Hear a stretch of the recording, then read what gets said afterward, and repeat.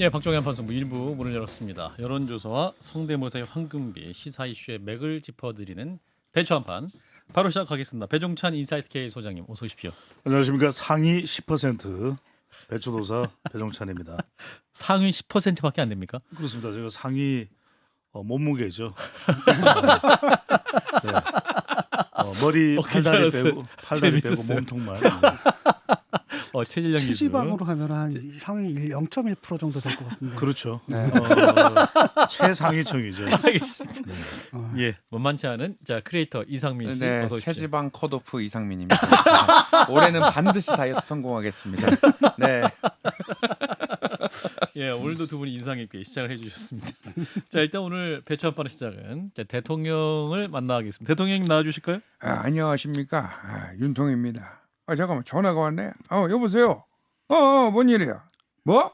의사가 파업을 한다고? 이거 안 되겠구만. 이거 이참에 2,000명이 아니고 4,000명을 뽑아야겠어. 의사 증원 실패. 이거 더는 허용해서는 안 됩니다.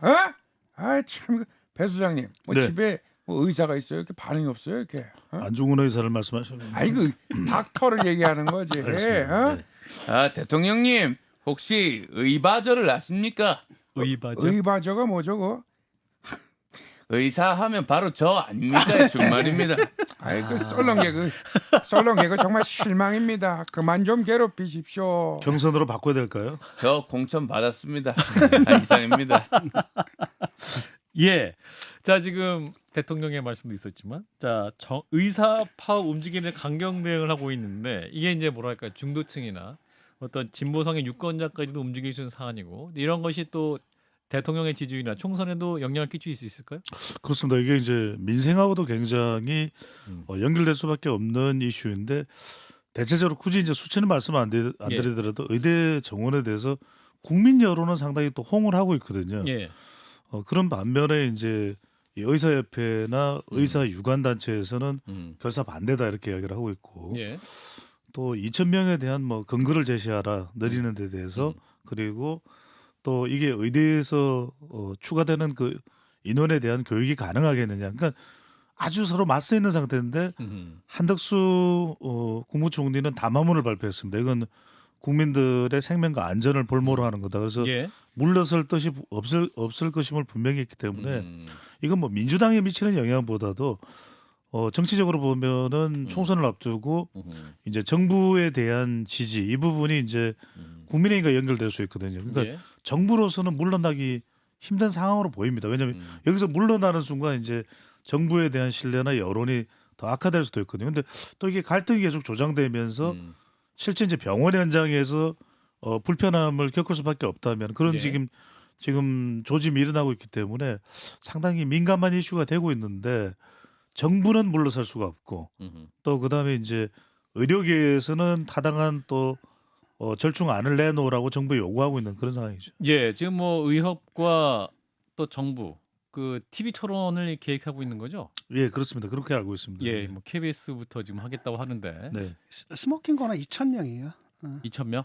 왜 2,000명이냐? 의사 정원을 늘려야 된다라는 데는 그 대국민 공감대가 있고 여도 야도 다 찬성하는 거거든요. 예. 근데 왜 갑자기 2,000명이냐 여기에 대해서는 만족할 만한 대답을 못 받았고 도대체 2,000명이라는 숫자가 어떤 근거에서 나온 거냐 이 숫자를 산정한 그 근거 자료들을 제출하라. 좀 하고 싶거든요.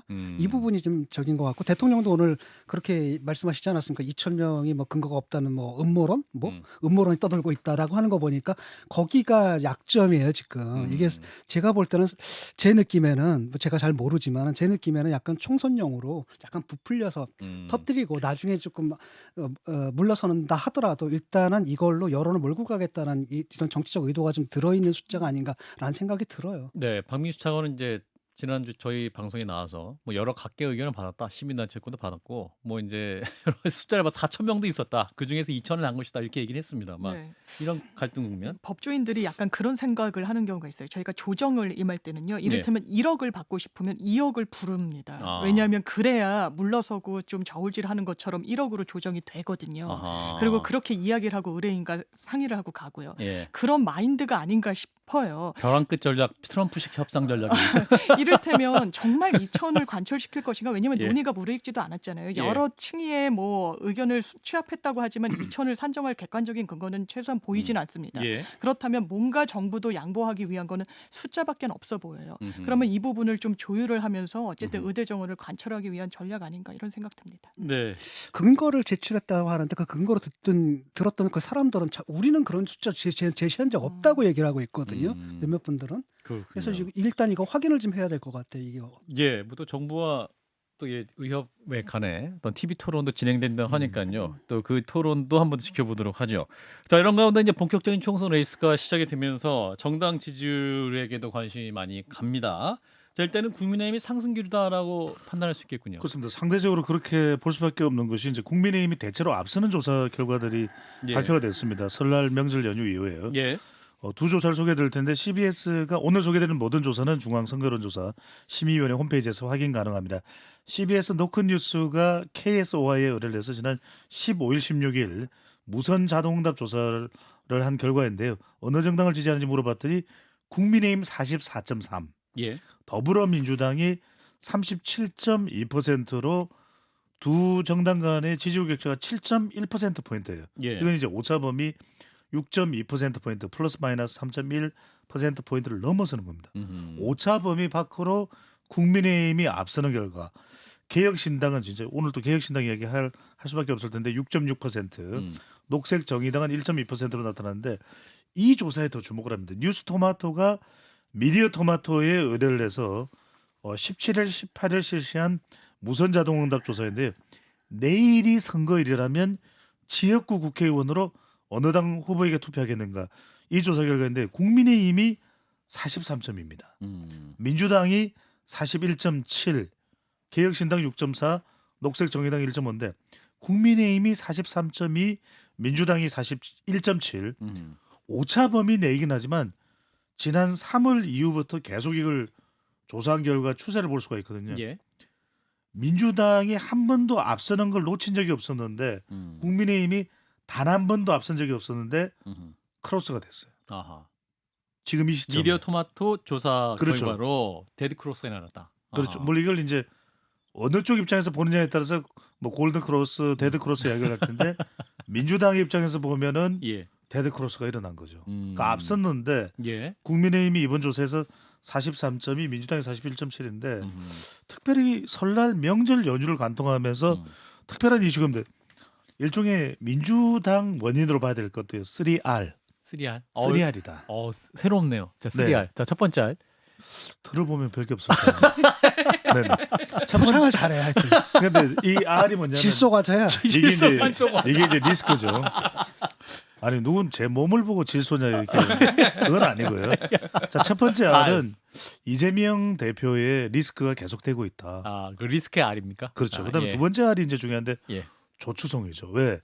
이게 내용을 들여다보면 국민의힘도 그렇지만 대통령 지지율이 지난 대선 때의 지지층 결집하고 비슷합니다. 대륙주 지지하던 지지층들이 더 결집하는 거예요. 그러면 어떤 정치적인 반사이익을 얻었다고 볼 수 있는데 이재명 대표는 지속되어 왔던 건데 조추성이죠. 조추성. 그러니까 조국, 추미애, 송영길. 송영길. 어. 근데 여기에다 하나 덧붙여진 게 뭐냐면 R이 공천 R, 공천 리스크. 아. 계속 박용진, 네. 그다음에 김영주 이런 이제 불협화음이 파장이 막 터져 비명계에 나오는 대한 그렇죠. 하위 20%. 뭐 비명이 나온다는 이야기도 하는데 그런 상황이 이제 이 조사에 묻었다. 왜냐하면 미디어 토마토 조사에서는 지난 3월 이후에 단 한 번도 국민의힘이 이 질문에 내일이 선거일이라면 지역구 국회의원으로 어느 당 후보에게 투표하겠습니까?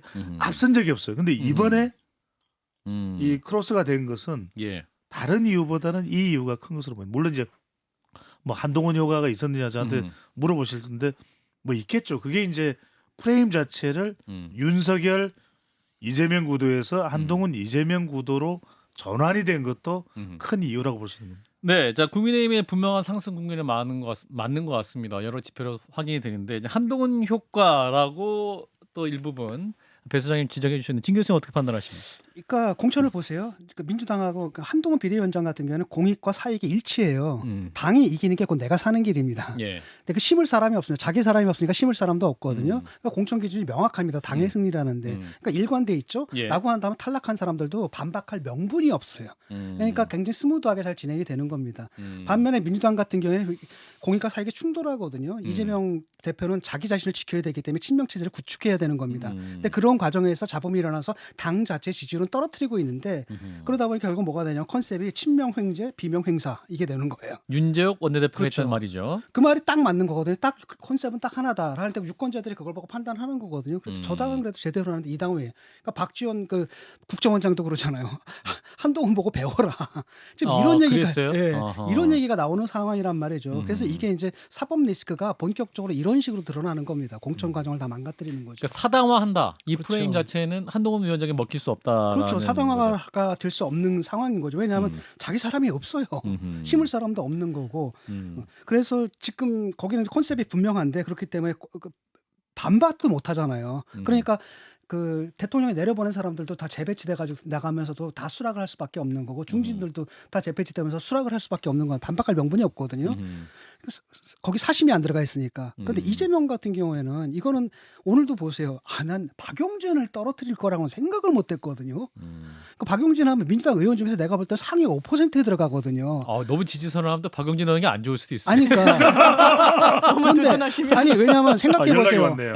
유치원법이라든지 우리 유권자들의 기억에 남을 유치원사법. 만한 이런 입법 네, 성과를 낸 맞아요. 민주당 의원이 누가 있습니까? 하나도 없거든요. 그렇기 때문에 그 정도인데 그걸 하위 10%에 넣었단 말이죠. 그러면 이 당이 지금 실성했다라고 판단할 수밖에 없는 거죠. 어떤 근거로 했는가? 그렇죠. 그 부분. 이제 한민수 대변인 같은 경우는 이제 늘 했던 그 평가 항목 그대로 적용했던 건데 이렇게 그건 말을 하고 있는데 맞습니다. 상 변호사님. 왜냐면 지난 총선에도 그 기준을 세워서 했던 거고요.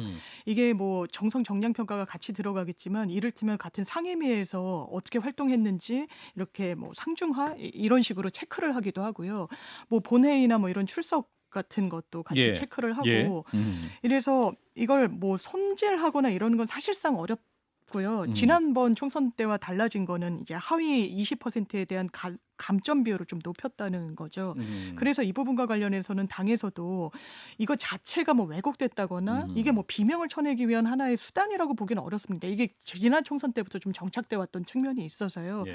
다만 일단 지지율 추이와 관련해서는 뭐 이번 지지율뿐만 아니라 지금까지 보여줬던 거는 붙어 있다라는 표현이 맞는 것 같아요. 민주당과 있다. 국민의힘이 아하. 그러니까 오차범위 내에서 엎치락뒤치락 하기도 하지만 아하. 민주당이 지금 윤석열 정부의 실망한 민심 위반을 제대로 못 수용하고 있는 건 맞는 것 같습니다. 아니 그런 식으로 따지면 이재명 대표가 꼴찌거든요. 하위 1%예요. 이분 뭐 그렇잖아요. 입법 활동 한격이 있나요? 근거도 없고. 아니 입법 활동을 하고 있죠. 그러니까 입법 성과도 이제 없고 숫자로 그다음에 들어가는 문제는 뭡니까? 거니까요. 출석도 엉망이었고 맨날 단식하고 맨날 법정관을 하고 이랬던 분들을 어떻게 하위 1%인데 출석은 확인해 보신 건 네. 아니겠죠? 아니 생각을 해보세요. 법정에 갔는데 국회가 어떻게 출석을 합니까? 예, 알겠습니다. 물리적으로. 근데 당 대표가 없으면 의원총회 이런 걸 또 못 소집하니까요. 그런 게 다 지표로 들어가니까. 예. 아무튼 그러니까 지금 보고 예. 또 얘기하지 않습니까? 너무나 뻔한데 국민들은 뻔하게 알고 있는데 아니라고 지금 하잖아요 지금. 이런 게 문제거든요. 아니 하위 1%는 아니죠. 아닌 건 맞습니다. 아니 그게 아니라 아니 알겠습니다. 박용진 의원 같은 사람이 하위 10%에 네네. 든다면 그 정당의 그 다른 의원들은 정말 의정 활동 열심히 했다는 얘기인데 나는 상상이 안 가거든요. 예. 말이 되니까 상식적으로 납득이 돼야 되는데 이걸 국민들이 누가 납득을 할 겁니까?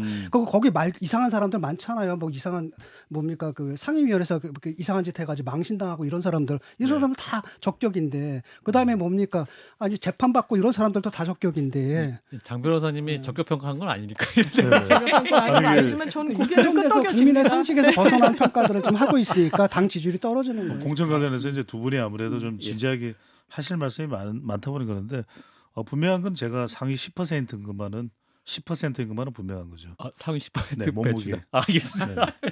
자, 근데 지금 이제 이게 왜 중요하냐면은 짧게 제가 추가적으로 예, 추가적으로 말씀드리면 말씀해 주세요. 예. 제가 쭉 이전부터 이제 이른바 신호와 소음의 형태로 이제 분석을 해보면 신호와 소음. 그게 나오는 게 이제 빅데이터 상으로 얼마나 이제 그 부분이 불거져 나오냐 빈도라든지 예. 크기로 나올 텐데 일단 공천으로 보면 이제 최근 지지율과 비교해서 말씀드린 겁니다.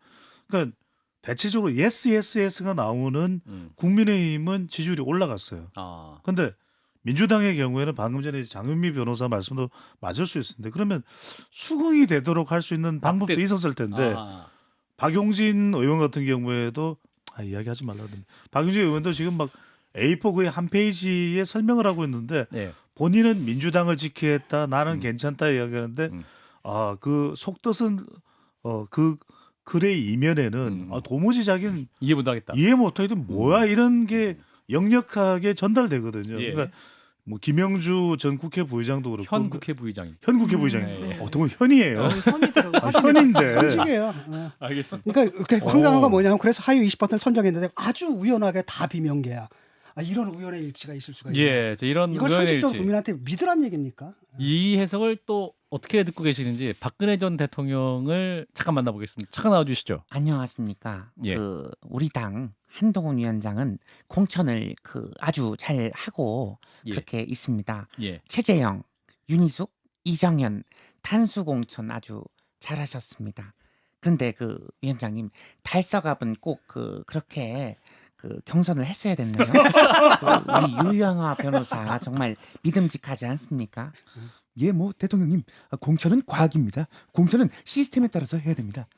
그렇습니까? 공천이 과학이라고? 침대가 과학 아니에요? 유머입니다. 유머. 네. 아무튼 TK 아주 킬러 문항이 이제 국민의힘은 남아 있는 상태고 민주당은 이제 좀 어려운 문제부터 좀 해결하려고 하다 보니까 여러 가지 어려움이 있는 거죠. 그렇죠. 민주당으로서는 이제 그러니까 이 부분을 어떻게 수습하고 단속하느냐가 이재명 대표의 총선 경쟁력과도 직결될 수 있기 때문에 공은 일단 지금 현재로서는 지지율에서 이제 정치적 반사이익을 얻기는커녕 미디어 토마토 조사에서 추월을 당한 어떤 식으로 이제 중요한 건 탈락자들의 불만을 어떤 식으로 잠재우느냐. 그게 그리고 정치력인데. 그렇죠. 이것도 중요한데 또 하나는 뭐냐면 개혁신당도 온전하지 못하지만 어쨌거나 간에 이낙연 정당이 또 이제 다시 부활이 된 것이거든요. 그러면 예. 탈락한 사람들이 지금 이재명 대표가 아닌 이낙연 대표에게도 갈 수 있다. 대표를 쫓아서 갈 수도 있는데 지금 윤영찬 의원도 하위 10% 맞나요? 맞습니다. 그리고 그래서 지금 윤영찬 오늘 의원도 기자회견을 했습니다. 어떤 예. 지금 말풍선이 나올 수 있냐면 겉에 갈 걸. 겉에 갈 걸. 이런 이야기가 이것은 배 소장의 개인적 입장이 되겠습니다. 아니 그때 갈 거. 저는 말풍선. 말풍선. 그런 예. 이제 가정을 하는 거죠. 예. 그런 상황이 올 수도 있는데 그걸 어떻게 다독거리느냐가 중요해요. 민주당이 이제 시작이에요. 왜냐하면은 명분이 있으면은 반박을 못할 텐데 명분 자체가 없기 때문에 너무나 뻔하기 때문에 당연히 이 사람도 크게 반발할 수밖에 자, 없는 그 거죠. 민주당의 또 다른 근심거리는 조국신당인데 조국신당의 지지도 관련 조사도 나오고 있죠. 그렇죠. 이것도 이제 민주당의 부담이 돼서 아까 제가 이제 뭐 조초성이 민주당 지지율에 미치는 외부 변수로서의 영향을 말씀드렸는데 예.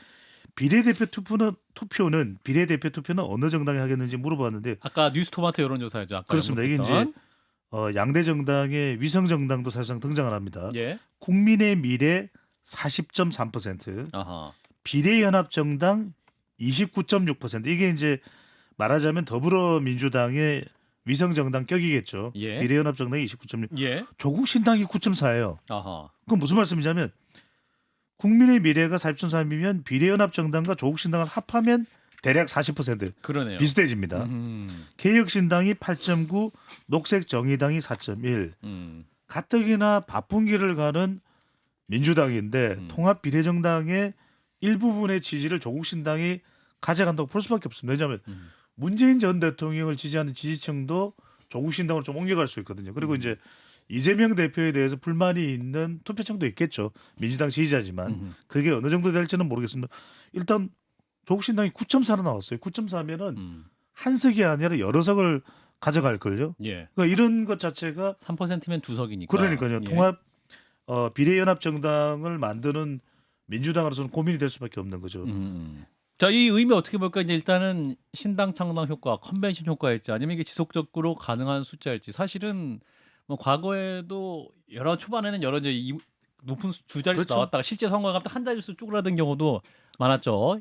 열린민주당이었나요? 예, 그 그렇습니다. 열린민주당 같은 경우도 초반에 여론조사 15%, 20% 나왔다가 실제 선거에서는 한 3% 내외였던 걸로 기억하는데, 자, 진 교수님 좀 말씀 주시죠. 뭐 조국 신당도 크게 다르지 않을 거라고 생각하거든요. 예. 지금은 뭐 비례연합 정당을 지지하나 조국 신당을 지지하나 어차피 민주당에 돌아갈 의석이니까 별 구별이 없기 때문에 이렇게 높이 나오는데 그 선거가 다가오면 그래도 이제 실전에 몰아주자 가면 뭐 아마 그런 게 있겠죠. 그래서 뭐 또 줄어들 거라고 저는 생각을 합니다. 장 변호사님. 저도 지금 컨벤션 효과를 좀 배제할 수 없다라는 생각이 들고요. 이제 빵 튀운 건데 구체적인 강론은 안 채워지고 있잖아요. 거기에 예. 대한 평가가 있을 거고 지금 아까도 지지율 얘기를 계속하지만 국민의힘, 민주당 붙어 있기 때문에 비례든 지역구든 아마 사표 방지 심리가 더 강하게 작동할 아. 거라고 보여져서요. 예. 이런 조국 신당이 더 입지를 넓혀나가기는 좀 어려울 것 같습니다. 확장성은 없을 예를 들어서 것이다. 조국 신당이 3%를 못 얻게 되잖아요. 뭐 2.7 되면은 그게 이제 사표가 되는 거거든요. 네. 그러니까 그런 거에 대한 두려움 같은 게 있겠죠 아무래도. 네. 근데 이제 데이터상으로 분석을 해보면 장 변호사가 중요한 점을 지적해 주셨지만 예. 결국 조국 신당에 대해서는 박홍근 전 원내대표도 분명히 선을 긋고 있거든요. 예. 근데 문제는 뭐냐면 추송입니다. 추미애 전 장관하고 송영길 전 대표에 대해서는 예. 선을 못 긋고 있는 것이 어떻게 영향을 주냐 주는데 이게 일종의 이재명 대표에 대한 평가로 연결되거든요. 아하. 앞서 소개해드렸던 CBS 여론조사인데 결국은 이번 총선이 민주당은 흔쾌히 받아들이고 싶지 않겠지만 한동훈 이재명 프레임으로 가고 있어요. 아하. 현실적으로. 예. 한동훈 위원장에 대해서 일을 잘하고 있다고 생각하는지 잘못하고 있다고 생각하는지 또는 이재명 대표가 일을 잘하고 있다고 생각하는지 잘못하고 있다고 생각하는지를 각각 물어봤습니다. 예. 근데 CBS 여론조사에서는 한동훈 잘한다면 소개를 해드릴게요. 비교하기 쉽게. 한동훈 잘한다 53, 이재명 잘한다 38. 각각 물어봤습니다. 예. 53대 38이에요. 한국경제신문이 입소스의 의뢰해서 14일, 15일 무선 전화 면접으로 실시한 조사 결과인데 이 조사도 한동훈 잘한다 46, 이재명 잘한다가 39예요. 그러니까 이재명 대표가 어떻게든 이 자신에 대한 평가를 끌어올리느냐가 아주 중요해진 거죠. 그렇군요. 여기서 이 조사 결과를 초조하게 보고 계실 이재명 대표님 잠깐 나와 주시죠. 예, 뭐 이재명이고요. 예, 혹시 앵커님께서는 하위 20% 리스트 보셨나요? 아직 못 예, 봤습니다. 뭐 비명만 포함됐다고 하는 것도 언론인으로서 너무 속단하시는 거 아닌가 이런 생각이 들고요. 예. 민주당 기본적으로 시스템으로 움직이는 정당입니다. 예. 친명 비명 나누는 건 갈라치기죠. 예, 모든 원망은 제가 감내하고요. 예. 원래 혁신이라고 하는 것도 예. 그렇지 않습니까? 가죽을 벗기는 고통 음. 그 자체인데 제가 아끼는 분들도 그 리스트에 많이 포함됐을 거라고 보고요. 새로운 모습으로 황골탈퇴하는 과정이 생기는 일종의 진통이라고 생각해 주시면 고맙겠습니다. 대표님 혹시 혁신과 또 투명성을 보여주시기 위해서 예, 대표님에 고맙고요. 대한 평가를 여기까지 공개. 하겠습니다. 네네. 예, 예의가 없어. 어떻게 예의가 없어 이렇게? 아니 공개하실 수 있는지. 예, 끊어버려. 예. 알겠습니다. 예. 자, 민주당 상황까지 짚어봤고 이제 개혁신당 얘기 잠깐 해볼까요? 이제 결국 이 빅텐트 이낙연 대표의 새로운 미래가 떨어져 나가는데 네. 이 상황 굉장히 또 개혁신당 혹은 또 이낙연 대표 입장에 이준석 대표 모두에게도 좀 어려움이 예상이 되는데 누구에게 가장 큰 손해가 갔다 혹은 어려움이 됐다. 저는 양쪽 다 될 수 양쪽 다 있지만 됐다. 이준석 대표에 대한 실망감도 상당할 것 같아요. 왜냐하면 그만큼 이 빅텐트를 이준석 대표가 주도한다고 봤고 그동안 이제 여러 인물들과의 또 당에서의 정치 세력에서의 충돌도 있었지 않습니까? 예. 근데 이번에는 그래도 이준석 대표가 큰 정치를 생각하나라는 기대감인데 이렇게 되면 그래도 제3의 선택지가 없어지는 셈입니다. 말 그대로 각도가 되는 겁니다. 각자 도세요.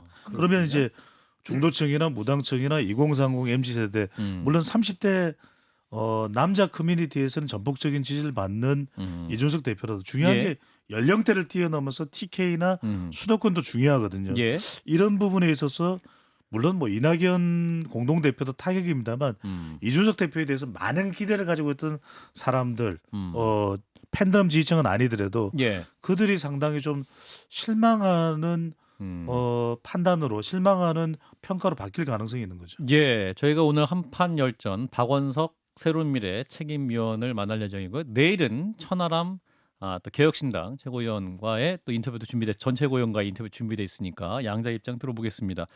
자, 이 상황을 또 이번 총선 재밌다라고 또 평가해 홍진표 시장님 잠깐 나와주시죠. 안녕하십니까. 최근에 축구 평론가로 데뷔의 전공은 홍준표입니다. 외국 감독에게 2번이나 놀아나시면은 이제 국내 감독 시켜야죠. 아니, 가만 보니까 한국 축구판 하는 짓이 정치판의 복잡판이다. 아. 카피본이다. 내 그래 보고 있어요. 카피본. 조금 떴다고 축구장에서 번거지 모자 쓰고 패션쇼나 하니까 이길 수가 있겠어요. 잠깐 떴다고 샤가지 없게 행동하는 사람을 팀워크까지 해친다. 내 그래 봅니다. 아, 자가지. 그래 선생 잘 가요. 예. 처음부터 마음에 안 들었어요. 어떻게 저런 사람을 365일 선수하고 호흡해야지 말이야. 탐 만나면 나갔다더라고. 그럼 그 싸가지는 혹시 어. 이준석 대표를 말씀하신 겁니까? 아니면 이준석 대표는 버릇없는 것이 아니죠. 아, 그런가요? 당돌한 거죠. 그 말인 것 같긴 한데. 또 치킨 먹으러 오세요. 예, 알겠습니다. 자, 안철수 의원도 하신 말씀 있으실 것 같은데. 비늘 관리를 잘하는 물고기 뭔지 아십니까? 비늘이요? 네, 아, 뭐죠? 스킨케어. 근데 케어를 못해서 결국 개혁신당 분당하지 않았나요? 네. 제가 제3신당 전문가 아닙니까? 그렇죠. 2가지가 중요합니다. 예. 첫 번째 사람, 사람. 두 번째 돈입니다. 아. 다 제가 해결했던 문제인데 예. 이거 해결 못해서 어떡합니까? 음. 실망입니다. 경선으로 바꿔야 될까요? 실망입니다. 저 공천 받았거든요. 메롱. 자, 이상입니다. 알겠습니다. 자, 오늘도 배추 한 판 뜨거웠습니다. 3위 10% 배추. 배종찬 인사이트 계조장님, 또 10% 크리에이터 1%인가? 자, 이상민 크리에이터였습니다. 두 분 고맙습니다. 감사합니다. 고맙습니다.